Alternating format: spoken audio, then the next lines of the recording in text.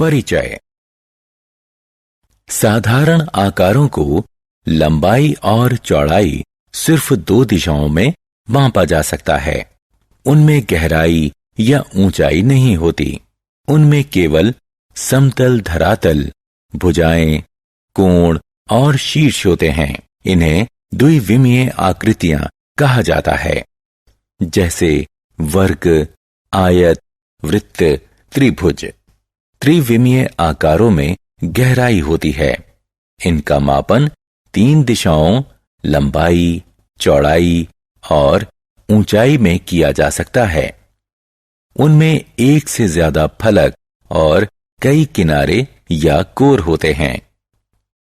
त्रिविमीय आकारों में द्विविमीय आकारों से ज्यादा कोण और शीर्ष होते हैं, जैसे कि घन, घनाभ, बेलन, प्रिज्म, पिरामिड इत्यादि।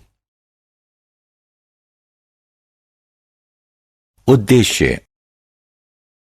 इस पाठ के अंत में आप निम्न करने में सक्षम हो जाएंगे: द्विविमीय और त्रिविमीय आकारों को पहचानना, त्रिविमीय आकार के विभिन्न दृश्य पहचानना, मानचित्र की सहायता से किसी स्थान को पहचानना, विभिन्न वस्तुओं के फलक, कोर और शीर्ष को परिभाषित करना, बहुफलक और उत्तल बहुफलक को परिभाषित करना, प्रिज्म के बारे में बताना, पिरामिड की चर्चा करना, ऑयलर सूत्र का प्रयोग करना।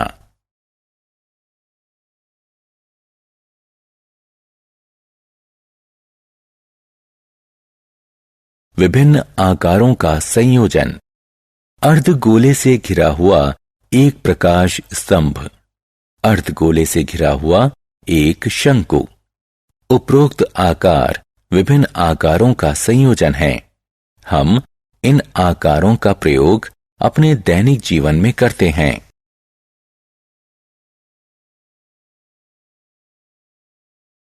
त्रिविमीय यानी 3D आकारों के दृश्य। हम एक त्रिविमीय संसार में रहते हैं। आप जिस किसी भी वस्तु को देख या छू सकते हैं, उसमें 3 विमीय होती हैं और उनका मापन लंबाई, चौड़ाई और ऊंचाई में किया जा सकता है। उदाहरण, आप जिस कमरे में बैठे हैं उसे 3 विमाओं में दर्शाया जा सकता है। आप जिस मॉनिटर पर देख रहे हैं उसमें 3 विमाएं हैं। 3D आकारों के दृश्य। एक पासे के विभिन्न दृश्य: पार्श्व दृश्य, ऊपर से दृश्य, सामने से दृश्य। एक कार के विभिन्न दृश्य: पार्श्व दृश्य, ऊपर से दृश्य, सामने से दृश्य। अपने आसपास के स्थान का प्रतिचित्रण करना। सामान्य तौर पर मानचित्र का प्रयोग किसी विशेष स्थान, नदी, पहाड़ इत्यादि का स्थान बताने के लिए करते हैं। मानचित्र चित्र से अलग होता है। इस मानचित्र द्वारा यह जानना बहुत कठिन है कि राधा के घर से कौन सा स्थान पास है। हम वृत्तों के बीच की दूरी को नहीं जानते, अतः सूचना का अभाव है। इसलिए हम प्रश्न का उत्तर नहीं दे सकते। यह मानचित्र रवि द्वारा खींचा गया है। रवि ने विभिन्न सीमा चिन्हों के लिए विभिन्न संकेतों का प्रयोग किया है। लंबे रेखाखंड लंबी दूरी के लिए खींचे गए हैं और छोटे रेखाखंड छोटी दूरी के लिए खींचे गए हैं। उसने मानचित्र को पैमाने की सहायता से खींचा है। संकेतों और दूरी के उल्लेख से हमें मानचित्र को पढ़ने में सहायता मिलती है। मानचित्र में वास्तविक दूरी 1 सेंटीमीटर या 1 मिलीमीटर है। इसका अर्थ है कि यदि कोई मानचित्र खींचता है तो उसे यह तय करना होगा कि उस मानचित्र में 1 सेंटीमीटर की दूरी एक निश्चित दूरी जैसे 1 किलोमीटर या 10 किलोमीटर को व्यक्त करेगी। अलग अलग मानचित्रों में यह पैमाना परिवर्तित हो सकता है, लेकिन एक ही मानचित्र में यह नहीं बदल सकता।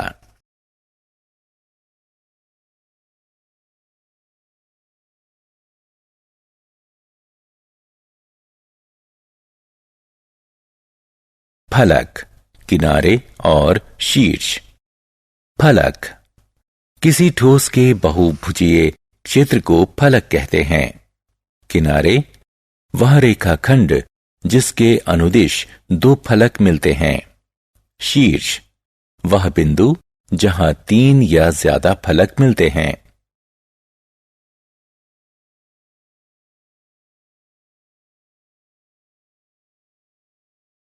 बहुफलक, ऐसे त्रिविमीय आकार जिनके फलक बहुभुज हों, उन्हें बहुफलक यानी पॉलीड्रॉन कहते हैं। यह ग्रीक शब्दों पॉली यानी बहुत और हेड्रॉन यानी फलक से बना है। अतः बहुफलक एक त्रिविमीय वस्तु होता है जिसमें कई फलक होते हैं। उदाहरण, घन के फलक वर्ग होते हैं। आयताकार प्रिज्म के फलक आयताकार होते हैं। बहुफलक, त्रिभुजाकार प्रिज्म घनाभ अष्टफलक। अबहुफलक, वह ठोस जिनका वक्र पृष्ठ बहुफलक नहीं है। उदाहरण है बेलन, शंकु, गोला।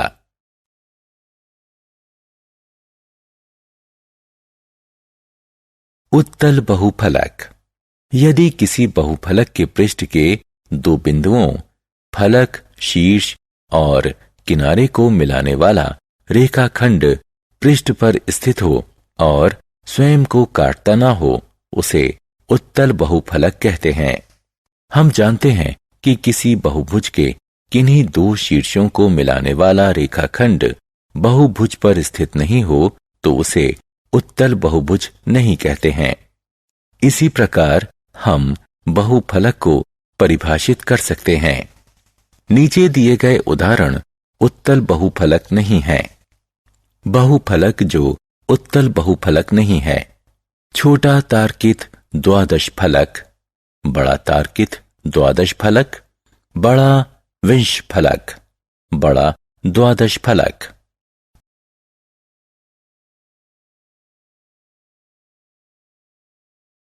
सम उत्तल बहुफलक, वह ठोस जो उत्तल हो और जिसका फलक किनारे और कोण के समनुरूप हो, उसे सम उत्तल बहुफलक कहते हैं। चतुष्फलक, घन, अष्टफलक, द्वादश फलक और विंश फलक जैसे ठोस सम उत्तर बहुफलक के उदाहरण हैं। सम अष्टफलक, एक अष्टभुज जिसके पृष्ठ 8 समबाहु त्रिभुज हों।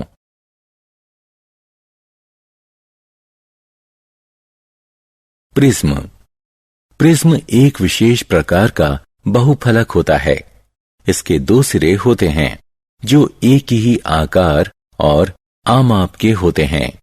ये सिरे एक दूसरे के समांतर होते हैं और आयत से विभाजित होते हैं। किसी प्रिज्म का नाम उसके आधार के आकार के अनुसार रखा जाता है। उदाहरण के लिए प्रिज्म ABCDE और ABCDE के आधार समान बहुभुज हैं जो एक दूसरे के समांतर हैं। इसके पृष्ठ हैं आयत AA, BB, BB, CC, CCDD, DDEE और EEAA। AA, BB, CC इत्यादि पार्श्व किनारे हैं। प्रिज्म को उनके आधार के अनुसार परिभाषित करते हैं। त्रिभुजाकार प्रिज्म, वह प्रिज्म जो 2 त्रिभुजाकार आधारों और 3 आयताकार पृष्ठों से बना हो। पंचभुजीय प्रिज्म, यदि किसी प्रिज्म का आधार पंचभुज हो तो उस प्रिज्म को पंचभुजीय प्रिज्म कहते हैं। किसी प्रिज्म के पार्श्व किनारे आधार के लंबवत हों तो उसे समप्रिज्म कहते हैं, और ऐसा ना हो तो उसे असम प्रिज्म कहते हैं। पिरामिड एक ऐसा ठोस आकार जिसका आधार एक बहुभुज हो और जिसके पृष्ठ त्रिभुजाकार हों तथा एक ही शीर्ष पर मिलते हों। कुछ पिरामिडों का आधार वर्ग होता है, जैसे मिस्र के पिरामिड। ऐसे पिरामिड को वर्गाकार पिरामिड कहते हैं। त्रिभुजाकार पिरामिड को चतुष्फलक कहते हैं। पिरामिडों को उनके आधार के अनुसार वर्गीकृत करते हैं। त्रिभुजाकार पिरामिड, चतुष्फलक। यदि किसी पिरामिड का आधार त्रिभुजाकार हो तो उसे चतुष्फलक कहते हैं। वर्गाकार पिरामिड, यदि पिरामिड का आधार वर्ग हो तो उसे वर्गाकार पिरामिड कहते हैं।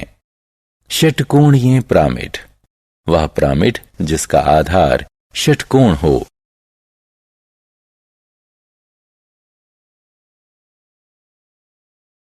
सारांश। आइए हमने जो कुछ सीखा है उसे संक्षेप में दोहराएं।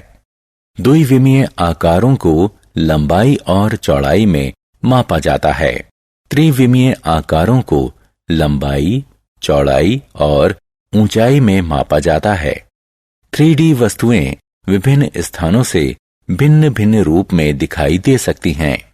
वह रेखाखंड जिसके अनुदिश फलक एक दूसरे को काटते हैं वह एक किनारा होती है। वह बिंदु जहां 3 या ज्यादा फलक मिलते हैं उसे शीर्ष कहते हैं।